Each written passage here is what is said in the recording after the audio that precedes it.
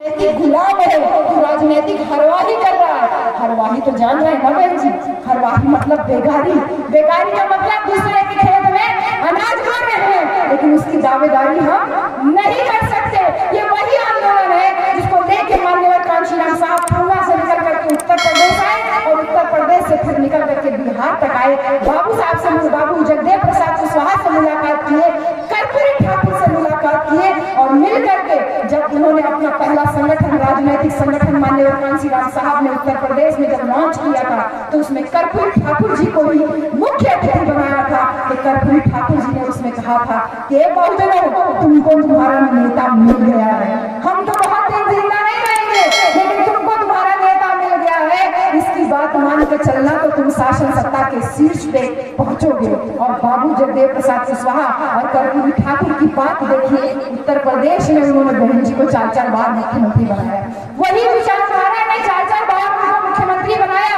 वो विचारधारा निकली बिहार से, बाबू जगदेव प्रसाद कुशवाहा की वाणी से। उन्होंने कहा, हम तुम्हारी राजनीतिक बर्बादी करने के लिए नहीं बने हैं, हम तुम्हारी गुलामी करने के लिए नहीं बने हैं। माननीय कांशीराम साहब ने गांव-गांव घूमा, साइकिल घूमा, पैदल घूमा और आपको क्या सिखाया? वही सिखाया जो बाबू जगदेव प्रसाद कुशवाहा ने कहा था। क्या कहा था? 100 में 90 शोषित है, 90 भाग हमारा है। धन, धरती और राजपाट पे 90 भाग हमारा है। 100 में 90 शोषित है, हम 100 में 90% है। तो 10 का शासन 90 पर नहीं चलेगा, नहीं चलेगा। ये बाबू जगदेव प्रसाद कुशवाहा की वाणी है। उन्होंने ये कहा आगे कि ऊंची जाति की क्या पहचान, गिड़गिड़ बोले करे न काम, और नीची जाति की क्या पहचान, करे काम और सहे अपमान। माननीय कांशीराम साहब ने बाबू जगदेव प्रसाद कुशवाहा की वाणी को आगे बढ़ाया और कहा कि ऊंची जाति की ये पहचान, गिड़गिड़ करे न काम। इस ऊंची जाति को इसकी संख्या का एहसास कराऊंगा। और फिर वो आंदोलन जब उत्तर प्रदेश में चला, उन्होंने कहा, तुम 100 में 85 हो, बटे रहते हो आपस में। जहाँ चमार से धोबी कहता है मैं तुझसे ऊंचा, धोबी से पासी कहता है तय कैसे हूँ, तो से उसका हम हूँ। पासी से दुसात कहता है कैसे हूँ, दुसात से अजीर कहीं हम तो से हूँ। उससे पौरिया कहेगा हम तुझसे ऊंच, लुहार कहेगा मैं तुझसे ऊंचा, लुहार से कहार कहेगा, कहार से भट कहेगा। हम लोग ऊंच नीच में बटे हुए हैं। साहब ने कहा, तुम 100 में 85 हो, तुमको संख्या का अंदाजा नहीं है, इसलिए वो जो मुट्ठी भर लोग हैं उनको अपनी संख्या का अंदाजा है। वो मुट्ठी भर लोग तुम्हारे ऊपर शासन करते हैं। बाबू जगदेव प्रसाद कुशवाहा कह रहे हैं 10 का शासन 90 पर नहीं चलेगा, नहीं चलेगा। और माननीय कांशीराम साहब कह रहे हैं, माननीय कांशीराम साहब कह रहे हैं कि जिसकी जितनी संख्या भारी उसकी उतनी हिस्सेदारी। हमारी संख्या ज्यादा है, हमारी हिस्सेदारी ज्यादा होनी चाहिए। जिसकी जितनी संख्या भारी उसकी उतनी हिस्सेदारी। और 10 का शासन 90 पर नहीं चलेगा, नहीं चलेगा। इधर बाबू जगदेव प्रसाद कुशवाहा, उधर माननीय कांशीराम साहब चीख के लोगों के बीच में घूम करके ये प्रचार कर रहे हैं कि वोट हमारा, राज तुम्हारा, नहीं चलेगा, नहीं चलेगा। मेरे मौर्य वंशियों, मेरे यदुवंशियों, मेरे सुहेलदेव वंशियों, ये तमाम जो महापुरुष हमारे बहुजन समाज के हैं, जिनके प्रतीक हम लोगों ने यहाँ पर लगा के रखे हैं, हम अगर इनके वंशज हैं तो ये हमारी जिम्मेदारी है कि अपने परिवार की जिम्मेदारी हो। बाहर निकल के नहीं, पहले अपने परिवार की जिम्मेदारी लो कि मेरे घर में जो गुलामी के प्रतीक हैं, जैसे पाथर पूजे हरी मिले तो मैं पूजू पहाड़, जो कबीर दास चैलेंज करके जा रहे हैं, इस चैलेंज को घर में स्थापित करो। मैंने अपने घर के उदाहरण आपको इसीलिए दिए कि अगर आप इनके वंशज हो, अगर आप सम्राट अशोक के वंशज हो, तो धम्म के प्रचार के लिए धम्म की पहली शर्त है मन से भय का दूर होना। बहन जी, अगर अपने आप को बुद्ध भगवान को मानने वाला कहती है तो सबसे पहले अपने मन से डर का दूर करिए। वो डर भगवान का है। वो कह रहे हैं ज्योतिबा फुले, अगर भगवान है तो आके मुझसे सीधा संवाद करे, मुझे किसी पंडित पुरोहित पंडा की जरूरत नहीं है। भय को दूर कीजिए मेरे मौर्य वंशियों, मेरे यदुवंशियों। उत्तर प्रदेश में जब मुख्यमंत्री बने थे अखिलेश यादव जी, और जिस दिन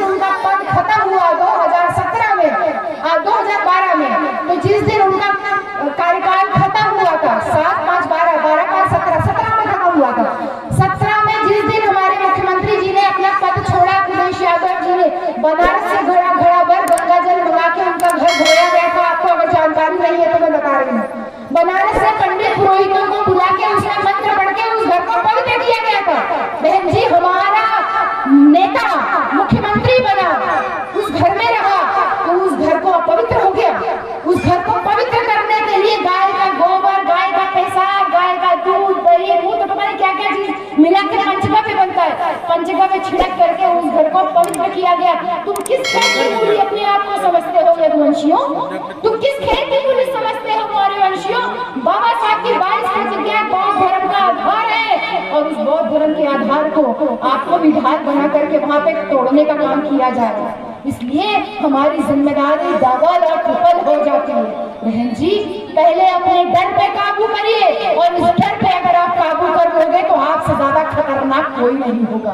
आपने कभी सुनी है बहन जी कि किसी देवता का हाथ तोड़ दे, पूंछ तोड़ दे, कुछ तोड़ दे? कभी सुना है? कोई मूर्ति तोड़ दे? नहीं ना, क्योंकि भगवान से डर नहीं लगता। लेकिन आपने हमेशा सुना होगा कि बाबा साहब का उंगली टूट गया, बाबा साहब का हाथ टूट गया, बाबा साहब का मूर्ति टूट गया। सुना ना भैया? अक्सर सुना है हमने कि बाबा साहब का मूर्ति टूट गया, लेकिन कभी किसी हनुमान जी का मंदिर टूटते हुए नहीं देखा या किसी और देवता का मंदिर हम लोगों ने टूटते हुए नहीं देखा। क्यों? क्योंकि इनको पता है कि बाबा साहब एक विचारधारा है। डॉक्टर अम्बेडकर की मूर्ति जो है वो एक विचारधारा है। उंगली इशारा कर रही है संसद पे कब्जा करो, कोट पैंट इशारा कर रहा है कि सूट बूट पहन के रहो, अच्छे कपड़े पहन के रहो। हाथ में ली हुई किताब इशारा कर रही है कि ये संविधान है, इस संविधान की रक्षा करो, पढ़ो लिखो, अपने हक अधिकार को जानो। वो मूर्ति इशारा कर रही है संसद के ऊपर जाओ, एक विचारधारा बता रही है। और दूसरे देवताओं की मूर्ति क्या आपको कह रही है कि संसद की तरफ चलो? नहीं, ज्योतिबा फुले कह रहे हैं कि ये मूर्तियां तुमको बनाई गई गुलामी के लिए, तुमको गुलामी की तरफ लेके जा रही है। इसलिए मेरे प्यारे भाइयों, ये समय बड़ा क्रूशियल चल रहा है, जबकि आपके महापुरुषों की विचारधारा को खत्म करने के लिए साम दाम दंड भेद सब लगा रहे हैं और हम उनकी विचारधारा को मजबूत करने का काम कर रहे हैं। जो बात बाबू जगदेव प्रसाद कुशवाहा ने राजनीतिक हरवारी कही, इसी बात को माननीय कांशीराम साहब आपको राजनीतिक चमचा बोल रहे हैं कि जब जब चुनाव आता है, जब जब चुनाव आता है तो क्या होता है? इन सारे चमचों की जो है पूछ बढ़ जाती है। ये चुनाव, जैसे चुनाव आएगा तैसे ही सभी चमचों की जो है चुनाव से पहले चमचों की पूछ बढ़ जाती है। क्यों? क्योंकि चुनाव में साहब कांशीराम ने जो नीचे खेत गोड़ रहा था उसको उठा के संसद में पहुंचा दिया, जो मछली मार रहा था उसको संसद में पहुंचा दिया, जो जूता काटता था उसको उठा के संसद में पहुंचा दिया, जो सब्जी उगा रहा था उसको उठा के संसद में पहुंचा दिया, जो भूजा बेचता था, चना बेचता था, जो मूस की दवा बेचता था, सबको उठा के संसद और विधानसभा में साहब कांशीराम ने भेज दिया। तो फिर जब अगली बार चुनाव हुआ तो अगर टिकट नहीं मिला साहब की विचारधारा के हिसाब से तो तुरंत पार्टी बदल लेंगे, क्योंकि नेता बनने का चस्का लग गया। पार्टी बदल लेंगे, पार्टी बदल लिए, फिर क्या हुआ? फिर पार्टी बदल लिए, फिर पार्टी बदल लिए। ऐसे समाज में धीरे धीरे करके चमचे बनते चले जा रहे हैं। क्योंकि आप यहाँ तो सम्मान पाए, लेकिन दूसरी जगह अगर आप जाएंगे तो वो सम्मान तो आपको नहीं मिलेगा। फिर तो आपको चमचागिरी करनी पड़ेगी ना, चापलूसी करनी पड़ेगी, आपको पैसा खर्चा करना पड़ेगा टिकट लेने के लिए। तो वो अपना सम्मान खो करके दूसरे की चमचागिरी करते हैं। और जब नेता चमचागिरी करता है तो जो नेता की प्रजा है, जो नेता के भक्त हैं, वो भी चमचागिरी करना सीख जाते हैं। नेता करोड़ों में बिकता है, चमचा हजारों में और लाखों में बिकता है। वो बस्ता नहीं लगाता है, वो प्रचार करने नहीं जाता है। दिन में खाली जय जय भीम करने के लिए या जय जय श्री राम करने के लिए, किसी भी पार्टी का नारा लगाने के लिए उसको 200 रुपया 300 रुपया मिलता है, लेकर के वो भी घर चला जाता है। उसका अपना काम बनता, बाहर में जाए जनता, हमको क्या मतलब है? शाम को दारू का इंतजाम हो गया, उसका काम हो गया। ऐसे ही लोगों को टारगेट किया जाता है चुनाव से पहले में। साहब कांशीराम ने कहा था कि मैंने ना बिकने वाला समाज तैयार किया है, जो कभी बिकेगा नहीं, जो कभी झुकेगा नहीं। ऐसे नेता निकाले थे उन्होंने, जैसे बाबू जगदेव प्रसाद कुशवाहा ने यहाँ पर तैयार किए थे, ना बिकने वाला, ना झुकने वाला। उसी विरासत को आज यहाँ पे भी लोग बोल रहे हैं, काट रहे हैं, और वही विरासत उत्तर प्रदेश में भी लोग काट रहे हैं। भाई साहब, बहन जी, ये सारे लोग जो आपके वोट के चक्कर में लगे हुए हैं, इनका टारगेट केवल और केवल आपका वोट लेना है। इसीलिए हमारे समाज में, हमारे बीच में चमचों, दलालों, भड़ुओं की फौज लगी हुई है। हर चुनाव और इनके इच्छा तुम्हारे 10 लोग हैं, चलो ठीक 2-2 हजार रुपया में इनके वोट का सौदा हो गया। आदमी ने 2 हजार रुपया पाया और सोचा 1 हफ्ते तो दारू का इंतजाम हो गया ना, 1 प्लेट मुर्गा मिल गया, एक पौवा दारू मिल गई, 2 हजार रुपया मिल गया, टाटा बाय बाय। लेकिन आप ना बिकने वाला समाज आज भी है बहन जी, औरतें आज भी नहीं बिकने वाली है। इसलिए मेरा ध्यान, इसलिए मेरी बात, इस बात को बहुत ध्यान से सुनेगा। आपको फ्री में राशन मिलेगा, आपको फ्री में पैसा मिलेगा, फ्री में कपड़ा मिलेगा, फ्री में मकान मिलेगा, फ्री में हैंडपंप मिलेगा, छाता मिलेगा, भगोना मिलेगा, साड़ी मिलेगा, लेकिन फ्री में आपको कभी भी शिक्षा नहीं मिलेगी, क्योंकि शिक्षा से बुद्धि आती है। अब बुद्धि आई तो आपको सही और गलत की पहचान होगी, और जब सही और गलत की पहचान होगी तो जब वो वोट के लिए पैसा देने आएगा तो उसको तमाचा पड़ेगा ना, तो हमके खरीदेंगे कैसे हुआ, तो हम बिकाऊ ना है। तो उनको, उन लोगों को इस बात का डर है, उन्हें की बात का बहुत बड़ा भय है। तो हमन के भयभीत करे खातिर देवता बनौने और उन्हन के हमारे वोट के अधिकार से भय है कि ये लोग कहीं सही तरीके से वोट ना डाले। इसलिए मेरे भाइयों जो चमचा बन के फिर रहे हो, 100-100, 200-200, 500 हजार रुपए में अपने वोट को बेच रहे हो, 2024 का चुनाव बहुत निर्णायक होने वाला है। क्योंकि इसके लिए जो साहब जो मन बाबू जगदेव प्रसाद कुशवाहा ने जो बात कही थी कि बाघ कभी बकरी की हिफाजत नहीं कर सकता, ये जगदेव प्रसाद कुशवाहा जी की ये वाणी है। कह रहे हैं बाघ कभी बकरी की हिफाजत नहीं कर सकता, इसीलिए नारा दिया जाता है बेटी बचाओ बेटी पढ़ाओ, क्योंकि उनको पता है कि तुम्हारी बेटियां अगर बचेगी, बचा पाओ, बच जाए तो उसको पढ़ा लेना। क्योंकि आप कांड को देख ही रहे हैं, महिलाओं के साथ जो भी अत्याचार हो रहा है। बहन जी हमारे आगरा में, उत्तर प्रदेश में आगरा है ना जहाँ ताजमहल है, वहाँ पे हाथरस है पास में एक तहसील, वहाँ की एक लड़की को इन लोगों ने इतना प्रताड़ित किया बहन जी, वो लड़की हार नहीं मानी, वो गई कोर्ट में गवाही देके लौट गई थी, उसको सड़क पे जिंदा जला दिया। लेकिन वो लड़की इतनी हिम्मत वाली थी कि उसने जलती हुई अवस्था में 100 नंबर डायल करके पुलिस को बुला लिया, 100 नंबर डायल करके, लेकिन 70% से ज्यादा जल चुकी थी तो उसकी मौत हो गई। सोचिए अगर वो बच्ची जी जाती तो कितना मनोबल ऊंचा होता ना, जो जलती अवस्था में भी 100 नंबर को डायल करके। इसीलिए नारा दिया गया बेटी बचाओ बेटी पढ़ाओ, अगर बच जाए तो बच जाए तो पढ़ा लेना तुम आगे। तो जब कहते हैं बाबू जगदेव प्रसाद कुशवाहा की बाघ कभी बकरी की हिफाजत नहीं कर सकता, तो इस गलतफहमी में मत रहना कि जो तुम्हारे नेता लोग बैठे हुए हैं जो कह रहे हैं कि हाँ तुम्हारी सुरक्षा करेंगे, तुम 5 किलो राशन ले लो, तुम फ्री में पैसा ले लो, ये ले लो, वो तुम्हारा कभी भी भला करने वाले नहीं है। इन्हीं मतलब मैं थोड़ी सी बात करके अपनी बात को मैं खत्म करूंगी। हमारे जो महापुरुष लोग हैं वो एक बात और कहते थे, कमाए धोती वाला और खाए टोपी वाला। कमाए धोती वाला यानी किसान कमा रहा है और खा रहा है कौन, जो टोपी लगा के नेता बना हुआ है, वो कभी खेती किसानी नहीं कर रहा है। इसलिए मेरे भाइयों, जो जेपी का आंदोलन यहाँ बिहार की धरती से पूरे देश भर में गूंजा, उस जेपी ने ये बात कही थी कि बिजली की तरह कौंध जाओ और सूरज की तरह स्थायी हो जाओ। ये जो गांव-गांव में कार्यक्रम चल रहा है, ये इस तरीके का जो जन जागरूकता वाला कार्यक्रम चल रहा है, ये कार्यक्रम वही कौंधाने के लिए काम चल रहा है, आपको हमको सचेत करने के लिए। हाँ, राम मनोहर लोहिया जी का स्टेटमेंट है, सॉरी मैं जेपी की बात कर रही हूँ। ये जो आंदोलन चल रहा है, कार्यक्रम चल रहा है, ये कार्यक्रम हम लोगों को गांव-गांव में सचेत करने के लिए चल रहा है कि धीरे-धीरे करके हमारा सारा संपत्ति संसाधन खत्म किया जा रहा है। सबसे पहले सरकारी स्कूल को खत्म किया जा रहा है, मिड डे मील लगाया गया ना।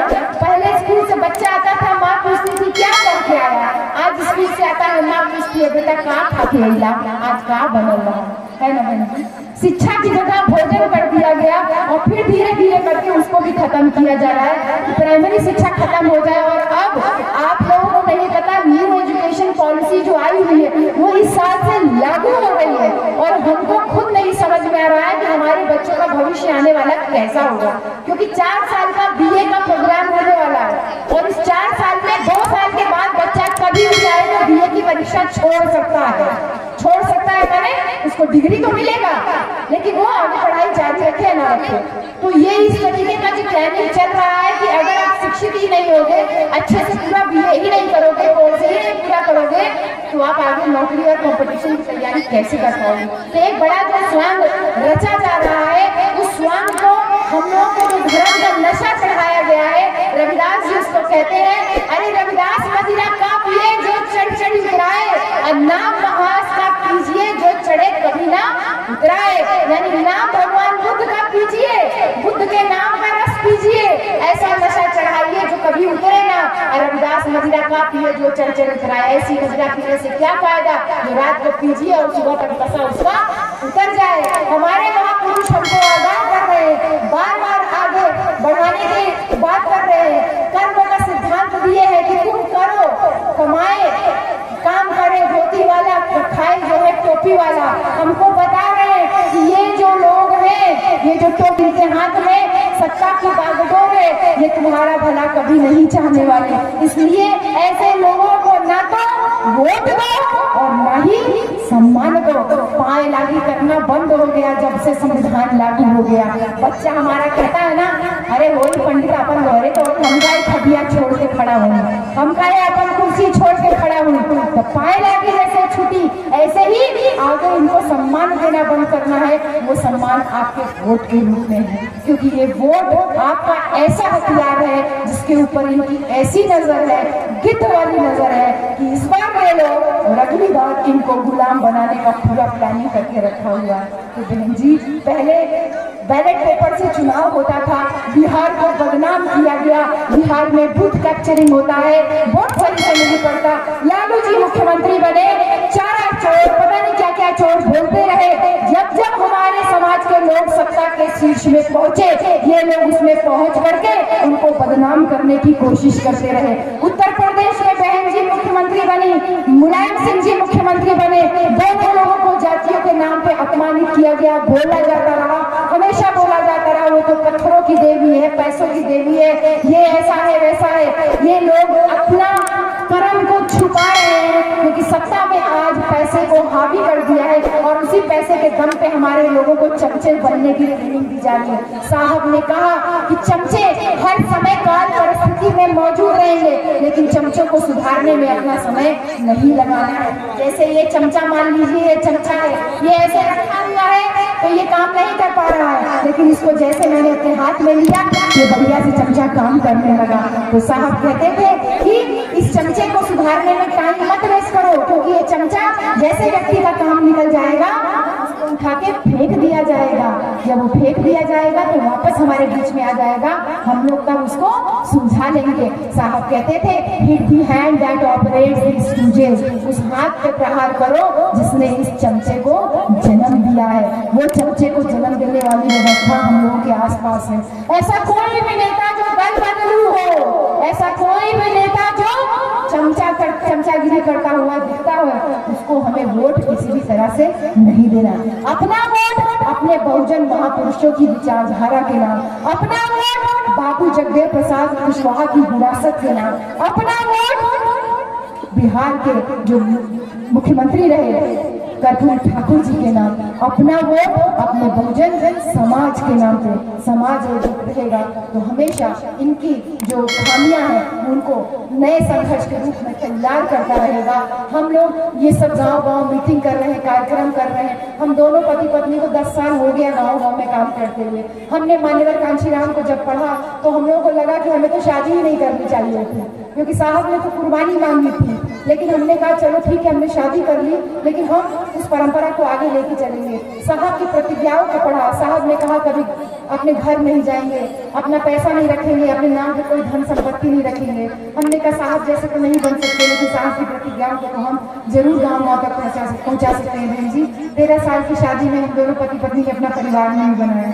हम दोनों आज भी अकेले ही गाँव-गाँव, ऐसे ही यूपी में, बिहार में, तमाम जगहों पे पूरे भारत में, देश में घूमते रहते हैं। हमने अपने नाम पे कोई धन संपत्ति नहीं रखेंगे, हमने ऐसा प्रण किया, कोई पैसा रुपया मकान कुछ भी नहीं रखेंगे।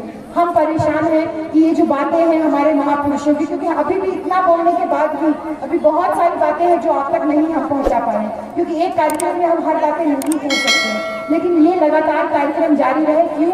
क्योंकि भले ही हम सत्ता में ना रहे, लेकिन हमारा वोट अगर इकट्ठा रहेगा, एकजुट रहेगा, तो ये जो संघर्ष है सत्ता का, ये जो संघर्ष है महापुरुषों की विचारधारा का, ये संघर्ष जो है छोटे छोटे बच्चे आप लोग के बीच में बैठे हैं, इनके कानों तक ये संघर्ष पहुंचेगा तो ये संघर्ष हमेशा जिंदा रहेगा। और जब जिंदा रहेगा तो कोई मुसलमान के नाम पे आके हमको बेवकूफ नहीं बना पाएगा, कोई मुसलमान के नाम पे गंगा प्रसाद भरवाने का काम नहीं कर पाएगा। इसी बिहार की धरती पे मौलाना मजरूल हक का भी जन्म हुआ, जिन्होंने कौमी एकता के लिए बहुत काम किया। ये क्रांतियों की क्रांतिकारी धरती है।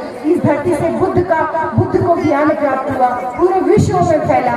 इस धरती पे लेनिन का जन्म हुआ, बिहार के लेनिन का जन्म हुआ। इसी धरती से क्रांति आगे निकल के गई, इसी धरती से सम्राट अशोक का पूरा जो साम्राज्य था वो आगे बढ़ा। तो ऐसी धरती को बार बार नमन है। और ऐसे बिहार वासियों, आपको डबल जिम्मेदारी सौंप के जा रही हूँ कि अब की बार वोट आप जाति और धर्म के नाम पे मत करना, अब की बार वोट अपने बहुजन विचारधारा के नाम पे करना। कोई भी ऐसा व्यक्ति जो गिरगिट की तरह रंग बदलता हो, जो इधर उधर दल बदलू वाला काम करता हो, ऐसे व्यक्ति को कभी भी वोट देने का काम मत करना, क्योंकि वो आपको गुलामी की तरफ ही लेकर के जाएगा। महापुरुष बहुजन विचारधारा वाला भी अपना चुनाव करिएगा। 24 का चुनाव, जो लोग डरा रहे हैं कि संविधान खत्म हो जाएगा, ये हो जाएगा, तो हम आपको इतना बता दें अंत में कि संविधान इतना मजबूत है कि संविधान ने अपनी सुरक्षा का प्रबंध पहले ही किया हुआ है और उस प्रबंध को आपके वोट के द्वारा सुरक्षित किया हुआ है। तो अगर आप अपने वोट का सही इस्तेमाल करते हो तो संविधान हमेशा सुरक्षित रहेगा। इन्हीं सारी बातों के साथ में जो ज्योतिबा फुले जी की कविता थी, माता सावित्रीबाई फुले की, जाओ जाकर पढ़ो लिखो, बनो आत्मनिर्भर, बनो मेहनती। ये सावित्रीबाई फुले कह रही है, जाओ जाकर पढ़ो लिखो, बनो आत्मनिर्भर, बनो मेहनती, काम करो, ज्ञान और धन इकट्ठा करो, ज्ञान के बिना सब खो जाता है। बहन जी सावित्रीबाई फुले कह रही है, ज्ञान के बिना सब खो जाता है, ज्ञान के बिना हम जानवर बन जाते हैं। इसलिए खाली न बैठो, जाओ शिक्षा लो, दमितों और त्याग किए गए के यज्ञ का अंत करो। तुम्हारे पास सीखने का सुनहरा मौका है, इसलिए सीखो और जाति के बंधन तोड़ दो, ब्राह्मणों के ग्रंथ को जल्दी जल्दी फेंक दो। ये माता सावित्रीबाई फुले का आगाज है। मैं बहुत धन्यवाद करूंगी।